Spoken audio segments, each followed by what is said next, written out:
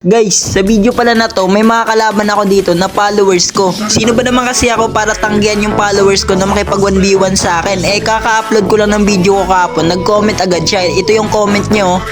Idol, pansin naman 1v1 Gusion, tapos nag-drop na rin siya ng ML ID niya. Ang sabi ko naman sa kanya, i-chat niya ako. Kaya ito guys, nandito na agad kami sa lobby kasi nireplyan ko kagad siya. Tapos dito guys, inisto ko siya kung talaga bang nag-Gusion to. Pagkasto ko nga sa kanya guys, talaga nag-Gusion naman siya kasi meron siyang 314 matches, 45.2% win rate. Kaya tara guys, umpisa na natin tong laban na to. Pagka-start ng game guys, nag-pick na agad ako dito ng Gusion. Sa mga nagsasabi sa akin dyan na naka-injector ako, hindi ako naka-injector guys, meron talaga akong skinny Gusion na KOF. So ayan, no, kitang-kita nyo naman meron nakalagay na K. Kung injector yan, walang nakalagay na ganyan. So ayan guys, hindi talaga ako naka-injector ha. So gusto ko lang liwanagin sa inyo na hindi talaga ako naka-injector. Meron talaga akong skinny Gusion. Kaya tara, papakita ko sa inyo yung laban namin dito. Habang nagpa-farm ako dito para magpa-level 4, bigla naman napachat si Idol dito ng pa-content Idol. O sige, ko-content natin to. Tapos nag-reply ako ng sige, sabi niya TY po. Tapos dito guys, level 4 na kami, bigla kami nagkabigayan dito. Nagkamali pa nga ako ng combo kasi nabitawan ko kagad. Kaya dito, mapipitas niya ako. Ayun,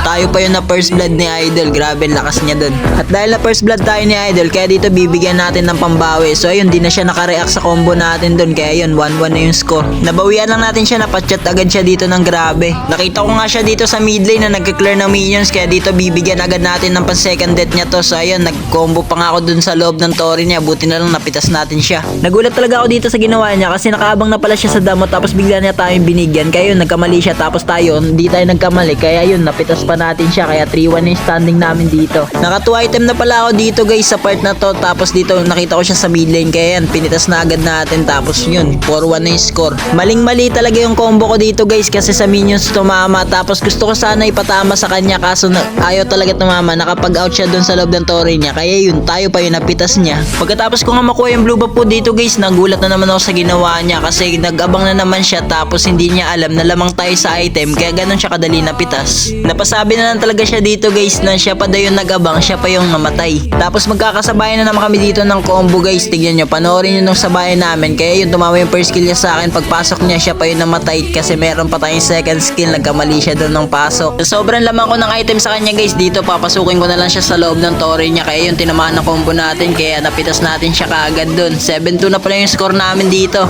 Tapos habang nag-clear ako ng minions niya, bibiglain ko siya ng combo dito kasi bigla naman siya sumulpot. Akala ko nga hindi siya mamamatay. Kaya yun, pinasok ko pa. Kaya napitas niya tayo doon. Kaya naging tabla yung laban. Nakita ko na naman siya dito sa mid lane na mag-clear ng minions. Kaya ito, bibigyan agad natin yan. Naantayin ko lang yung ultimate ko na mag-cooldown. So, antayin lang natin yung skill natin mag-cooldown. So, ayun, tinamaan. Sobrang sakit natin. Tapos yun, muntik pa tayo mapitas dun. Piso na lang natira sa buhay natin. Habang nagbo-blow up ako dito guys, ginawa na naman niya yung abang-abang. Kaya dito nag-check bush ako. Akala ko talaga dito wala kasi pakiramdam ko nandyan siya. Kaya yan, nagbigay siya ng combo. Tapos mas lamang tayo ng item sa kanya. Kaya siya pa yun napitas.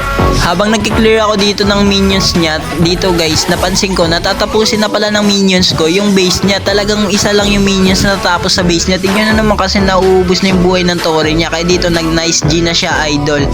Yan, nag-nice G idol na siya. Kaya yung panalo ako dito guys. Sa mga gusto lalaban sa akin dyan, mag-comment na kayo ng ML ID nyo at i-chat nyo ako. Pag nireplyan ko kayo, mag-open agad kayo guys. So, 10 yung score natin dito, tayong MVP. 10-5 yung naging standing namin dito. Kaya nice G sa'yo, idol.